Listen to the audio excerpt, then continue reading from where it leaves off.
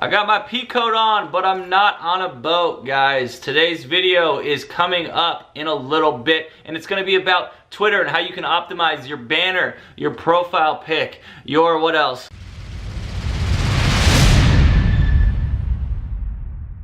What's up, guys? So we're gonna be talking about how to optimize your Twitter banner and profile image and your bio and your pinned tweet.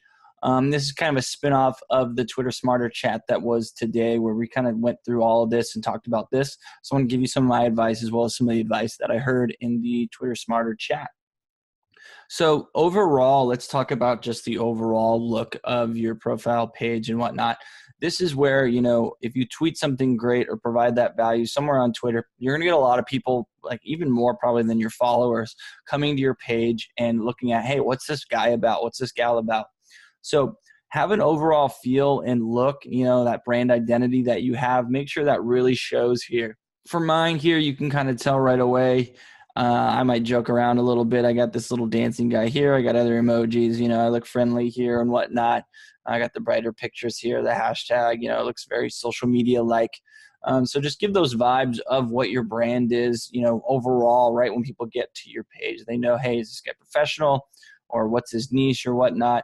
I'm going to be honest, my page could still use some tweaks, and we'll kind of talk about those as we go forward. So the next part is the profile pic. So you see my profile pic here. I'm smiling. I got my snap back on. I want people to kind of know, hey, I joke around. I'm sarcastic at times, but I also I can be professional. So with your profile pic, you want a good sense of who you are. Make sure it's your face is easily noticeable. You don't have a bunch of people with you in your photo, or it's a photo of someone else or a cartoon or something. Make it as easily recognizable as possible.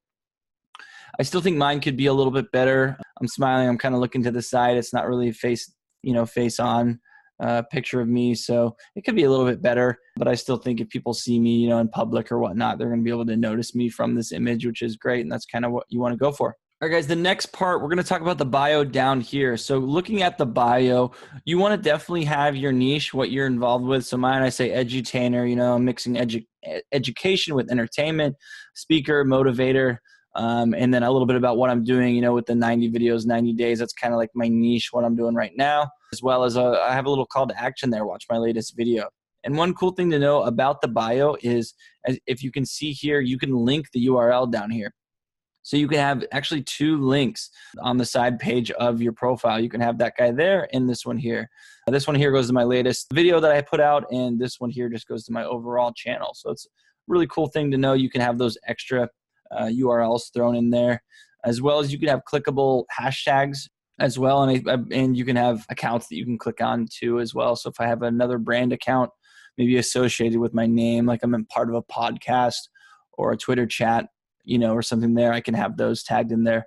One of the big no's though, guys, is don't have tons of different linked hashtags that are very generic and they don't really represent you. You don't own them, or you don't have really an affiliation with them at all. So example, like I'm not writing hashtag speaker or hashtag social media marketing or anything along those lines. And why shouldn't you have those, guys? Let's talk about it. So the reason why is, if someone comes to my page and they see right here hashtag speaker or hashtag motivator, they might just click on it and then they're gone. They're leaving your page, and they're not really utilizing your page for what it is. And you don't want people to really leave. But on the opposite side of that, if I do have a really good Twitter chat or another page or something that I am a part of that I do want people to check out, then definitely have that down in here, So Madeline Sklar, for example, she has that hashtag Twitter Smarter in here, hers, because she wants to kind of build that Twitter Smarter audience and get people to know about that chat that goes on and get people, kind of pulled into that more. So know that. Don't have those big general hashtags down there, and you'll be all right. We're going to go back up to the banner here. Mine could definitely use a little work. I'm doing, the 90 videos in 90 days, as you can see here. I have kind of my logo that I made. It's not really a logo, but it's just kind of some text up there. But some things in the banner, it's kind of the same thing. You want people to know kind of what your brand is about, what your niche is. Immediately when they get to your page, they should know that right away here. So for an example, if I have a certain show at a certain time, a Twitter chat or anything online that I want people to know about, I should put that up here. You know, an example is you know, for my 90 videos in 90 days, I kind of have that here, but I should probably put new videos out every night or something like that. So it kind of tells people a little bit more about you and gives them that overall feel again of your personality, your brand identity. I could add another picture of myself over here in the corner or whatnot. But make sure your banner is formatted properly, so you know you can see this isn't stretched out at all. Don't have it cut off anywhere. Make sure you size it right, and you can do that. Just Google it, and you should be able to find it. So yeah, make sure that that banner is not cut off in any way or whatnot. Again, you might want to add another photo of you, anything more having to do with your niche. So for me, maybe I should put some videos up here or like a live stream logo or something like that, as well as my logo and kind of what my brand is about. Make that shown here at the top. Don't have like a generic picture of a sunset or something, you know. Really sell yourself, sell your brand. Right there, that's valuable, very valuable real estate. That's kind of everything here in this whole video is really about just how valuable all this real estate is. Because again, a lot of people are going to be going to your page. If you want to go to your analytics, you can look at that kind of stuff and see how many people are actually going to your page in the last 28 days. And you'll be surprised. There's a lot of people that are going and checking you out just based on tweets that you do. So make sure that you have great call to actions and you're really utilizing each part of your bio here. You know, it's very valuable stuff.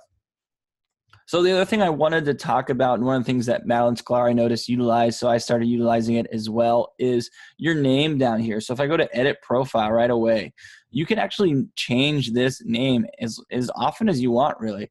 And it's not going to change your username that you see down here, but you can change this. So I decided to kind of keep it the same with the 90 videos, 90 days and put that there. So whenever I'm talking to someone, they see that too. And it's just a little bit more about you.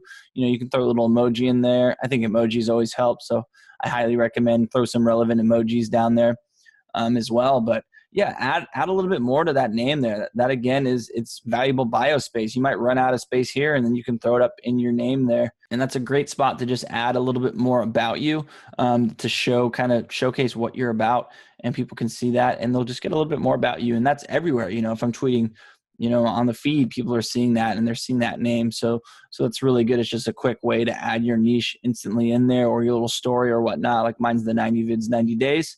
If I have something else going on, I might throw that in there and change it. So it's a great way. It's again, just kind of making your brand stand out a little bit more everywhere, which is really powerful. Because this again is shown everywhere. It's on the feed. It's when you're commenting on someone's stuff, as well as here on your bio, on your profile page as well. And the other thing I want to really point out for you guys here is the pinned tweet. So you can see here, this tweet is pinned. If I right click on it, you can see unpinned from profile page. If I want to pin something, I can go click on it, or just click on the feed and click pin to your profile page. And what does this do? This just keeps this pinned to the top of your page. So for me, why I have this here right now is I just want to pull people on this. This is my main call to action right now. I really want to figure out basically some backstory here. Is I want to build my email list, and I want to know what do people want to know from me. What value can I provide for people? So I figured I'd do a checklist about video. Would it be creating video, editing video, or how to upload and tag the video properly? So I figured why not put a pinned tweet right here and kind of get some hashtags that I have here to kind of get the engagement going a little bit farther out. And I'll retweet it a few times. You know, what's nice about this pinned tweet is I can retweet it and then retweet it again. So it's kind of constantly getting shown to people out there. And it's easy because if I retweet something down here and then I untweet it, it might go away. But if it's pinned, I can do that real quickly and easily. Kind of get that survey out to more people more frequently. But I wouldn't really recommend. It's kind of what you want to use it for. A lot of people will have their call to actions here. So if you have a landing page or some value that you can bring out to people, that's a great spot here. Like I might have an image about, you know, top 5 tips for setting up your Twitter, and then you can click into it. Or I can say something about, hey, get my new ebook on, you know, how to optimize your Twitter profile or something like that. That's a great thing to have here. You have that call to action, and then you can kind of build up those email lists or kind of go into a funnel and get sales and all that down the line. So just know it's a good thing to do. It's a good thing to focus on, guys, is just doing that part right here. The other thing I wanted to point out is, and this is a main tip here that I think a lot of people don't really factor, and it's something that you should really think about, and you should do, and you should update. If you go to edit bio here, and then you're going to go into theme color. Now, pick a color that is darker. So I'm going to highlight this one and copy it. And I'll just kind of show you here. If I have like this pink color, for example, we're going to click it. We're going to click save. When you go to my page here, it's just kind of hard to read this. You know, you can't really see what it is. You don't really want to click on it. There's different accessibility things for people that are handicapped with vision and color specifically. So this is something that you really want to think about. When you bring people to your page, if they have a hard time seeing color contrast like this is going to be horrible. They're not going to want to really click on it. They're going to be able to read it. So that's like a small tip for you guys that really I don't think a lot of people think of. But go in there, you know, you can do custom colors here like I had. Go in there, pick a darker color so people can kind of see that and they'll want to click on it. And it's easier to read and it doesn't hurt their eyes as well. I think that was everything, guys. That was just some overall tips. Again, this was kind of a recap of conversations that were happening on Twitter Smarter, as well as just kind of my insight and feedback on it all as well.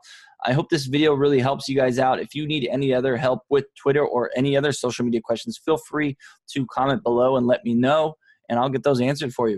All right, guys, I'll see you in the next video. I'm Influencer Tony. Peace out.